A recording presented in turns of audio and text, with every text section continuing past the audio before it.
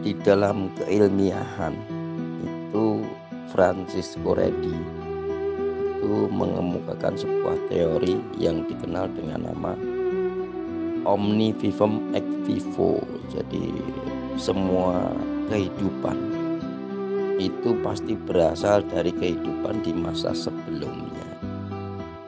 Jadi adanya telur itu katakan dari ayamnya, ayam pun juga dari telur gitu. Jadi adanya manusia karena adanya janin, janin pun juga awalnya jadi manusia. Begitu juga kehidupan. Nah, Allah itu kehidupan atau bukan? Tuhan itu kehidupan atau bukan? Tuhan itu juga kehidupan, berarti berasal dari kehidupan yang ada di masa sebelumnya.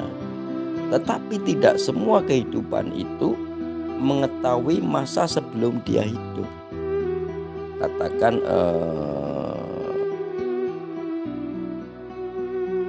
telur buaya atau telur kura-kura, dia itu begitu buaya itu telur kura-kura ya. Telur kura-kura itu begitu kura-kura itu bertelur, dia bertelur di pantai ditimbun oleh pasir, lalu begitu menetas kura-kura itu keluar mencari makan sendiri tanpa tahu bahwa si kura-kura itu sebetulnya punya induk. Nah, si anak kura-kura itu kalau ditanya kamu punya induk enggak? Ya enggak punya. Lah kamu terlahir dari mana? Ya aku dulu keluar aja dari pasir gitu. Jadi sebetulnya keberadaan sesuatu yang mengatakan aku tidak berbapak dan tidak beribu itu karena dia itu terlahir dari sebuah peristiwa seperti telur kura-kura yang menetas itu tadi, bahwa sebetulnya dia itu berasal dari induknya yaitu kura-kura juga. Ini yang perlu orang-orang pahami. Jadi ketika Anda bertanya kepada seseorang atau kepada sesuatu yang tidak tahu siapa induknya, dia bilang saya nggak tahu dari mana, ya aku ada aja gitu. Iya benar, tapi sebetulnya kamu punya induk. Contoh juga di dalam mitos kerajaan Romawi itu dulu Remus dan Romulus itu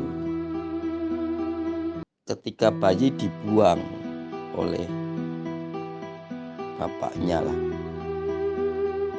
karena mau dibuang, akhirnya dia dibuang di hutan, terus ditemukan oleh serigala, akhirnya disusui oleh serigala. Nah, kalau tidak ada yang menerangkan kepada Romus dan Remulus bahwa dia itu bapaknya itu si A atau ibunya itu si A, si B, katakan bapaknya si A, ibunya si B, itu Romus dan Romulus tadi tidak tahu kalau dia itu sebetulnya anak manusia yang dibesarkan oleh serigala. Jadi bisa saja sebuah kehidupan itu mengaku tidak punya bapak, mengaku tidak punya ibu, sehingga dia akulah yang paling awal. Tapi sesungguhnya ternyata itu ada bapaknya, ternyata ada ibunya gitu. Ini yang perlu orang-orang pahami. Bisa saja sesuatu itu karena dia itu hidup abadi, ya, jadi immortal, tidak mengenal kematian. Itu akhirnya dia itu udah lama sekali ada. Karena begitu lamanya dia sudah ada, dia akhirnya mengklaim akulah yang awal. Karena apa? Yang hidup-hidup sebelum dia itu sudah mati. Jadi yang hidup sebelum dia itu generasinya sudah mati atau sudah musnah, sehingga dia menjadi yang awal dari generasi sesudahnya. Tetapi bukan berarti dia itu yang ada pertama kali, yang ada pertama kali untuk generasi selanjutnya. Tetapi ketika diurut ke masa sebelumnya, ternyata di masa sebelumnya sana itu, oh ternyata dulu begini kan begitu. Makanya untuk menjadi sang penguasa alam itu mungkin perlu sebuah pertarungan, perlu sebuah pertempuran, perlu sebuah perdebatan. perlu sebuah klaim dan sebagainya, sehingga akhirnya di generasi setelahnya itu mengetahui bahwa dia itu yang paling awal karena generasi sebelumnya, sebelum dia itu sudah musnah atau sudah mati. Bisa saja begitu. Jadi di dalam tradisi Jawa itu kalau kamu itu katakan didatangi genderuwo gitu ya, didatangi genderuwo, kamu terus tiba-tiba diserang genderuwo itu, kalau kamu berhasil berkelahi dengan genderuwo itu dan berhasil merebut cincinnya genderuwo itu, nah, kamu nanti namanya berhasil mengalahkan genderuwo itu, berhasil merebut cincin dari genderuwo itu, lah kamu bisa melihat si genderuwo, melihat bangsa genderuwo. Ya hanya genderuwo itu aja mungkin yang bisa kamu lihat, yang genderuwo yang lain mungkin nggak bisa kamu lihat. Dalam arti apa ya, kamu bisa memasuki ke alam genderuwo, makanya kamu pun menjadi bagian dari bangsa genderuwo itu. Jadi ya, wah iso nonton setan, bisa melihat makhluk halus itu. Jadi disitulah dia menjadi bagian dari bangsa makhluk halus itu, maka diberi nama lah Yakub oleh si makhluk halus yang dikalahkan kamu. Kamu juga menjadi bagian dari bangsa El, maka kamu tak kasih nama Israel gitu kan. Jadi kamu pejalan malam yang bisa menaklukkan bangsa El, bangsa malaikat. Cuman kalau di Arab ya itu diartikan sebagai Israel, pejalan malam. Iya, tetapi El itu yang mengasih, Israel itu yang mengasih gelar Israel itu adalah Yehuwa, karena dia berhasil dia bergelut dengan Tuhan dan Yakub menang. Jadi sebetulnya Elohim atau Allah itu sebenarnya bangsa malaikat, karena pernah bergumul dengan Yakub dan berhasil Yakub kalahkan juga. Jadi sebetulnya manusia sendiri itu memiliki kemampuan yang luar biasa. Jadi ya biasa aja lah. Dalam arti apa ya, intinya kita menjadi orang yang baik, itu aja. Jadi secara gampangnya begini, Tuhan itu bisa berfirman langsung kepada manusia, kepada Musa misalnya gitu. Tuhan itu bisa langsung berfirman kepada Musa. Bisa juga Tuhan itu berfirman kepada manusia melalui malaikatnya, Jibril misalnya kan. Tuhan itu berfirman kepada Jibril, baru Jibril menyampaikan kepada Nabi Muhammad.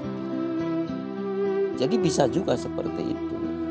Tetapi bisa Tuhan itu langsung berfirman kepada manusia. Tuhan langsung kepada kepada Musa, bisa. Jadi nggak perlu Tuhan itu melalui Jibril. Jadi begitu juga firman yang nabi-nabi Israel terima itu ada yang langsung. Jadi misalnya Yeskiel menerima firman langsung dari Tuhan, bukan dari malaikat. Jadi bisa Tuhan langsung kepada nabinya, itu bisa. Atau Tuhan melalui Jibril dulu baru sampai kepada Muhammad juga bisa. Nah itu begitu. Kenapa kok bisa ya begitu? Dan disitulah karena ternyata Tuhan itu juga merupakan bangsa juga. Ya, katakan penampakannya, misalnya yang menampakkan kepada Yeskiel itu begini kan, begitu cirinya. Yang menampakkan pada Musa di Bukit Sinai ketika memberikan materi ajaran Taurat yang nantinya Musa tuliskan itu kan di Bukit Sinai.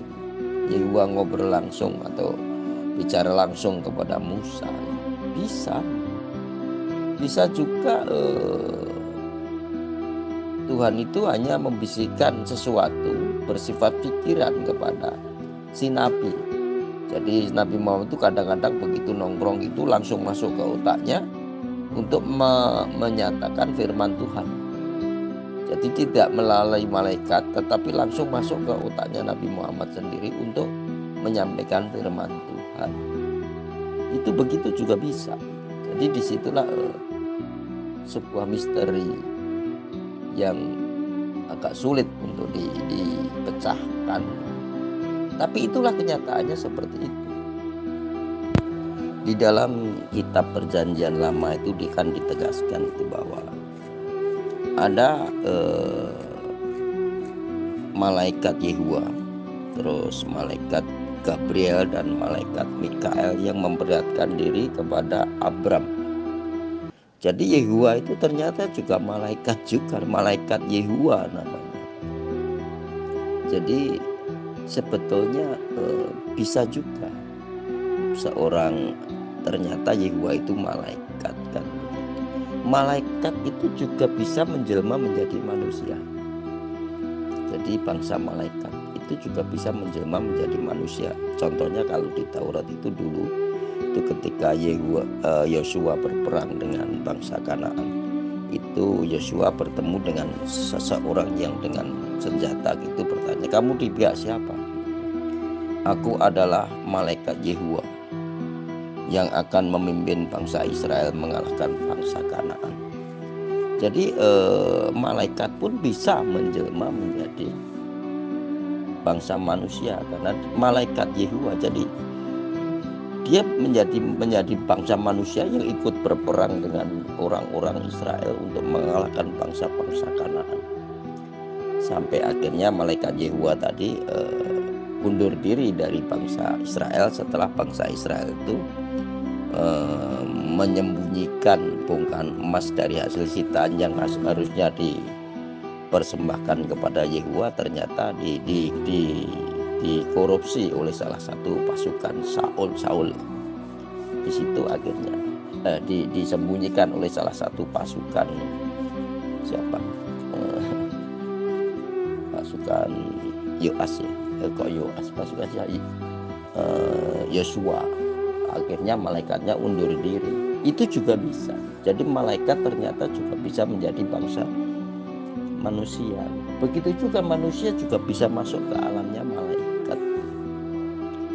Jadi sebetulnya kadang-kadang tabir dari pemisah antara bangsa manusia dan bangsa malaikat tadi ternyata bisa diterobos atau dimasuki baik oleh manusia ke alam malaikat juga bisa, bangsa malaikat ke alam manusia juga bisa.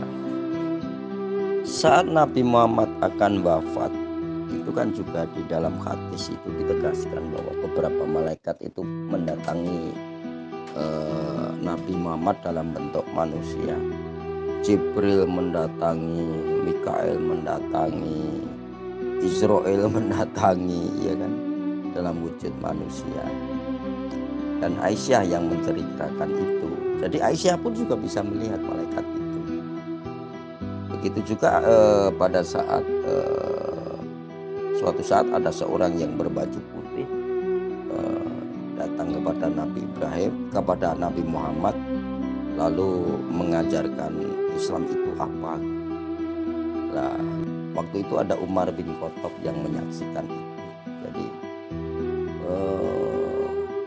Umar bin Khattab pun juga bisa melihat malaikat ketika dia menjelma menjadi manusia yang baru sungkem kepada Nabi Muhammad, kan begitu. Nabi Muhammad pun juga pernah masuk ke alamnya malaikat, yaitu pada waktu Nabi Muhammad melakukan Isra Mi'raj. Nabi Muhammad juga pernah masuk ke alamnya jin ketika mengajarkan ayat-ayat Al-Quran kepada bangsanya jin. Jadi sebetulnya manusia juga bisa masuk ke alamnya jin, bisa masuk ke alamnya malaikat. Begitu juga malaikat juga bisa masuk ke alamnya manusia. Begitu juga mungkin jin juga bisa masuk ke alamnya manusia. Jadi hal seperti itu biasa-biasa aja. Makanya di ajaran kejawen itu hal seperti itu wajar-wajar aja.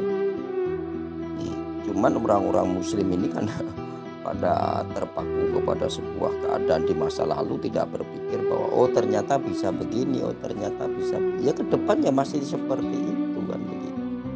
Ya sama aja seperti itu masih berlaku sampai sekarang. Cuman di masa sekarang kan orang tidak berhasil sukses mendapatkan firman, mungkin kan begitu. Bedanya kan dulu ada orang yang mendapatkan firman dalam kuota yang banyak sehingga menjadi sebuah kitab suci. Nah sekarang mungkin sudah tidak ada seperti itu kan begitu. Maka lo anak-anak iblis kau, Karena kenapa disebut kau anak-anak iblis? Karena iblis yang kau jadikan bapakmu, yang kau jadikan ilahmu, yang kau jadikan sesembahanmu. Kau menjilat iblis. Makanya kamu disebut anak iblis.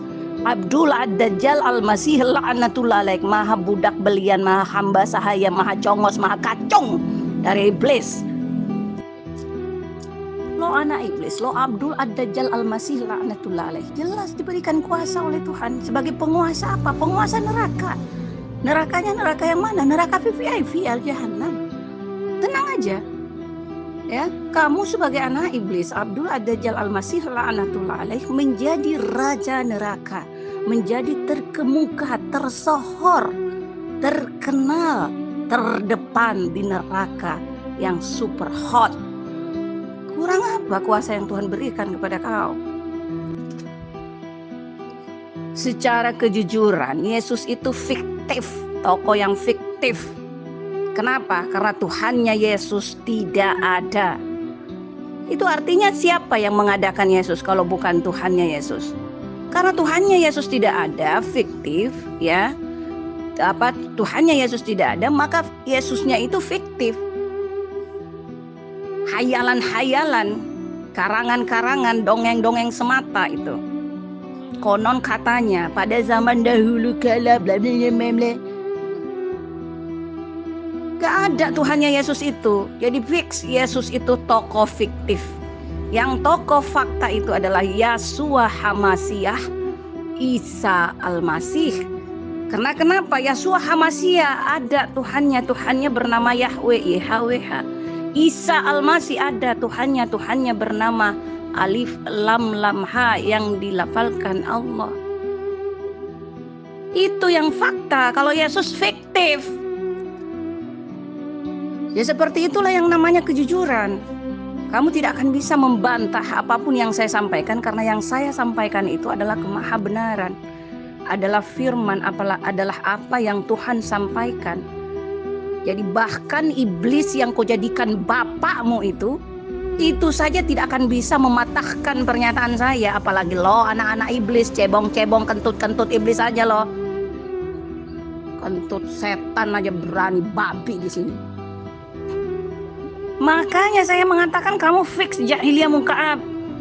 Kamu lagi men-sharekan di sini informasi Yesus menyembah Tuhan.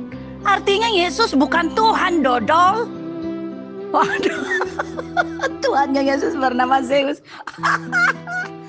Habis kau diganyang kau. Gerombolan sekte tumbal tiang jemuran kau nanti.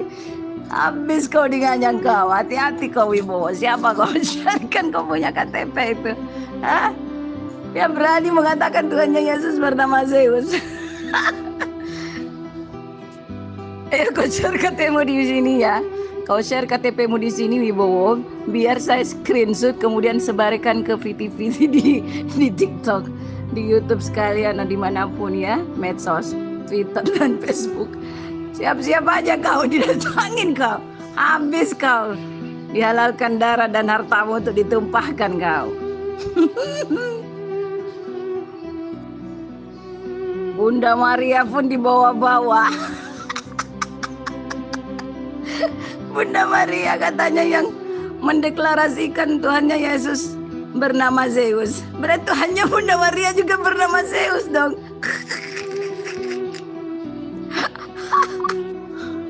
Waduh. Yesus mengkudeta jabatan Tuhannya. Jadi tuh Tuhannya Yesus bernama Zeus itu udah dikudeta jabatan Tuhannya tuh. Kapan kejadiannya? Bisa apa ini Yesus mengkudeta jabatannya Zeus sebagai Tuhan? Ya Allah ya Rabb. Lawang patungnya aja kau lihat tuh, patung Yesus tuh, yang kau sebut patung Yesus tuh, sempaknya aja nggak ada begitu kerenya. Berani-berani kau mengatakan Yesus mengkudeta Zeus sebagai Tuhan. Subhanallah. Waduh bahaya ini Bang Kismet kalau disuarkan ini. Bahaya ini Bang Kismet. La haula la quwata illa billah. Ini di kebiri aja, apa namanya, diisolasi aja nih, di kerangkeng aja dulu ini. Jangan dikeluarkan dulu ini si Wibowo ini. Habis kau itu. Minta ampun. Tak kira Kosansan itu tidak ada tandingan sebagai pemimpi-mimpi kalut ini. Masa lebih ada yang parah nih. Tuhannya Yesus bernama Zeus. Tuhannya Wibowo bernama Yesus.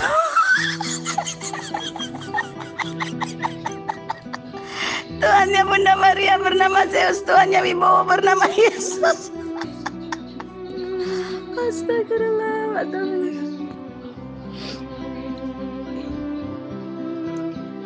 Kenapa tidak sekalian menyebut Firaun? Raja Firaun yang tidak pernah digulingkan itu sebagai Tuhan. Tuhan kok digulingkan?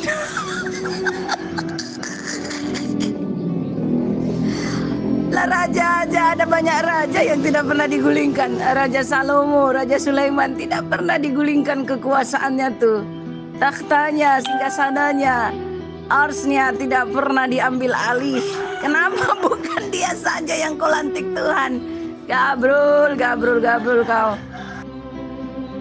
Bang Kismet ini yang bertanggung jawab besar ini. Dari mana lagi dia mungut kayak gini-gini nih tidak dimasukkan di grup. Oh, Bang Kismet. Di dalam bait Salomo atau kuil Salomo itu tidak ada istilahnya apa ya, seorang perempuan yang boleh melayani Tuhan.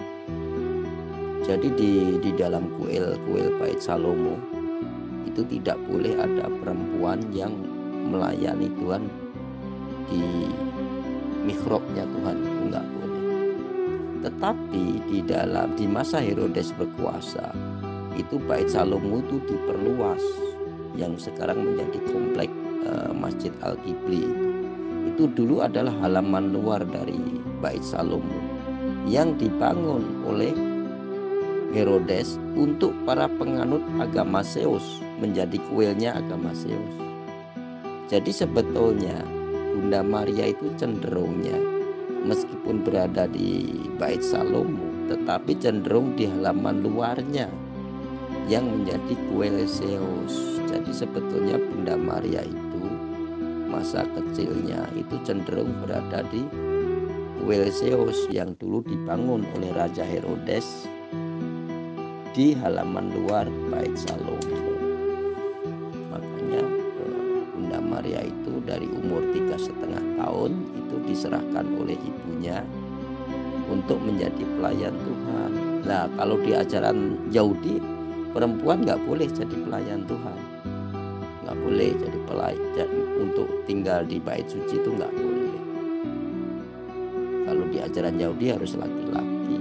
Kalau di ajaran Zeus boleh, namanya perawan Vista. Jadi boleh di Pastel Vista itu boleh. Makanya Bunda Maria mungkin menjadi pelayan Tuhan di baitnya orang-orang Romawi yang sebetulnya dibangun di halaman luar dari Mezbah Salomo. Kayak jangan kau bawa-bawa agama kau di sini kau. Ad-dinullah itu adalah satu dan satu-satunya agama. Dan hanya ad-dinul Islam. Gak ada dinul Zeus di sini. Kau jangan bawa-bawa agama kau. Mimpi-mimpi kalutmu itu tidak ada hubungannya dengan agama. Justru ajaran agama memberitahukan kami tentang ciri-ciri kau pemimpi-pemimpi kalut itu. Kau barengan aja bersekutu, kau berkonspirasi kau dengan ini. Bekerja sama kau dengan Kosansan tuh. Kau cari dia. Kau berkumbang bersama tuh supaya solid kau sebagai pemimpi-mimpi kalut nih. Kau jadi terkemuka di dunia ini, ya. Di luar negeri pun kau bisa terkemuka. Sampai di sarang semut pun kau terkemuka. Yesus kau bilang pelayan Tuhan, ya. Terus dia jadi Tuhan karena dia pelayan Tuhan. Kau yang penjilat iblis, masa kau tidak disebut iblis, Wibowo? Harusnya kau marah dong, protes dong. Masa Yesus si pelayan Tuhan kok jadi Tuhan? Kamu yang babunya, kacungnya, jongosnya iblis nggak jadi iblis? Itu namanya standar jandi. Diskriminasi tuh. Rasis, perbedaan perlakuan antar Pelayan sama-sama kacung, sama-sama jongo, sama-sama babu kok dibeda-bedakan. Bunda Maria pun kau sebut pelayan Tuhan, tapi hanya Yesus si pelayan Tuhan yang kau paksa jadi Tuhan, yang kau hujat, yang kau tuduh, yang kau fitnah, yang kau cocokologi sebagai Tuhan. Yakin Bunda Maria nggak marah itu? Sama-sama pelayan Tuhan kok tidak disebut Tuhan? Karena itulah kuilnya agama Yesus itu berada di Vatikan, bukan berada di Israel. Kuil intinya itu berada di Vatikan, di ibu kota Romawi saat itu. Jadi sebetulnya kuil Vatikan itu dulunya bekas kuilnya penganut agama Zeus. Nah, karena agama Zeus sudah menyerahkan tahtanya kepada Yesus, maka kuil Vatikan itu selanjutnya menjadi pusat dari agama Katolik. Jadi itulah kenapa kuilnya Yesus itu yang pertama ada di Vatikan. Apa bait Allah yang ditempati, baitullah yang ditempati Yesus itu, ya, beribadah, menyembah Tuhan, melayani Tuhan, jelas-jelas bukan Vatikan. Vatikan yang adalah sarang patung-patung yang diberhalakan, gambar-gambar yang diberhalakan kau persamakan dengan baitullah. Tempatnya Yesus mengajarkan Alkitab bernama Al-Injil kepada kaumnya saat itu, kaum Nasrani, kaum Nazaret, suku Nasrani, suku Nazaret. Kejauhan kau gabrulnya ya. Di kerangkeng aja ini Bang Kismet, gak tedengaling-aling ini congornya luar biasa. Nah, selanjutnya kan patung-patung masa lalu di Vatikan, patung Dewa Zeus, patung Artemis, patung apapun yang ada di kuil Vatikan di masa lalu itu disimpan di Museum Vatikan, juga banyaklah disimpan di museum yang ada di Vatikan itu bukti-bukti sejarah di masa lalu bahwa sebetulnya Vatikan itu dulunya merupakan salah satu tempat peribadatan bagi para penganut agama Zeus, kan begitu. Jadi cuman karena di Indonesia tidak diceritakan Vatikan itu sebelum menjadi Basilika Santo Petrus, menjadi istana kepausan dulunya sebelum abad ke-1 Masehi itu menjadi apa begitu, itu di dalam internet belum dimuat oleh para penulis-penulis dari Italia lah itu. Sebelumnya dulu sebelum era Kristen tuh yang namanya Vatikan itu sebetulnya apa, menjadi apanya dari agama Helenisme gitu nggak dituliskan. Nah disitulah karena memang tahta Zeus ya sudah dikudeta oleh putranya, ya sudah. Lo jangan mau kalah, kau buat patung patung cabul juga kau, ya, patung itu yang bisa dijadikan itu loh, porno aksi tuh, cabulisanisme gitu loh. Jangan mau kalah dengan patung-patung yang diberhalakan itu kayak patung Zeus itu dan yang lain-lain. Dari mana itu? Ada seorang nabi dari Helenisme namanya Numa Pompilius kalau nggak salah. Dia itu putra dari Romulus. Dia itu yang mendapatkan firman untuk tidak lagi membuat gambar Tuhan, juga tidak lagi membuat patung Tuhan, karena sejak saat itu sudah tidak ada manusia yang melihat Tuhan. Jadi pada waktu itu bisa dibilang sudah tidak ada lagi manusia yang melihat Tuhan. Jadi dengan kata lain Zeus, Poseidon dan Hades itu sudah tidak akan menjelma menjadi manusia lagi, sehingga tidak ada manusia yang berhak membuat patung dewa-dewa mereka, karena ya sudah ada kesepakatan mungkin si Tuhan tadi tidak akan menjelma menjadi manusia lagi kan. Kenapa Tuhan sudah tidak mau menjelma menjadi manusia lagi? Karena ada nubuat dari Prometheus bahwa Zeus akan dikalahkan oleh putranya. Jadi kalau Zeus nanti menjadi manusia lagi, dia akan meniduri seorang wanita atau mengamili seorang wanita atau punya putra dengan seorang wanita yang bisa menggulingkan tahta Zeus, kan begitu. Nah, ternyata benar di masa selanjutnya Zeus menjadi manusia, mengabulkan doa Maria untuk menjadi punya putra yang bisa merebut tahta bapaknya. Kan begitu, mungkin begitu. Jadi akhirnya larangan di mana manusia tidak boleh membuat patung Tuhan karena Tuhan tidak pernah nongol lagi tadi. Di era Yesus, Tuhannya adalah Yesus yang manusia, maka bisa dibuat gambarnya, bisa dibuat patungnya. Jadi kalau di dalam ajaran Katolik itu kalau ada patung Yesus, patung Bunda Maria, itu biasa aja. Jadi ya itu hak mereka lah, haknya para penganut agama Katolik, kan gitu. Nah kalau di ajarannya Nabi Muhammad kan tidak boleh membuat patung, tidak boleh membuat berhala, ya monggo-monggo saja, kan begitu. Tetapi dalam kenyataannya itu ternyata juga di dunia itu banyak perajin-perajin pembuatan patung itu yang menjadikan katakan orang-orang Hindu membuat patung dewa-dewa mereka diperdagangkan juga. Di samping membuat patung-patung manusia, patung kerbau, patung sapi, patung harimau, patung burung garuda, burung elang dan sebagainya, ternyata patung-patung itu bisa membuka, pembuatan patung-patung itu bisa membuka sebuah lapangan pekerjaan yang memberi nafkah kepada manusia. Jadi itu ternyata secara ekonomis adanya pembuatan patung-patung dari Tuhan tadi ternyata juga ada efek ekonomisnya. Ya bagus-bagus saja, cuman jangan terlalu lah.